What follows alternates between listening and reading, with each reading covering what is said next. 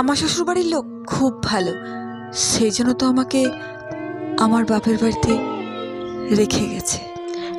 ও, আমার শ্বশুরবাড়ির লোকজনও খুব ভালো, খুব ভালোবাসে আমাকে। আমাকে এত ভালোবাসে, ভালোবাসার নমুনা তো দেখতেই পাচ্ছি। কিছু কি হয়েছে তোর? না না, আমি এমনি বললাম, আমার কিচ্ছু হয়নি। ঠিক আছে। ওই তো চলে এসেছি দাদুর বাড়ি আমি। চল না, ভেতরে চল। না, আমি যাব না, তুই যা। আমি আজ আসি, বুঝলি? আমি আজ আসি। আচ্ছা ঠিক আছে, সকালে আমি তোর সাথে দেখা করব। এত তাড়াতাড়ি চলে গেল ও? বললাম চল একটু ভেতরে যাবি, ভেতরেও আসলো না। মনে হয় ওর মনটা খুব খারাপ। যাকে আমি ভেতরে যাই।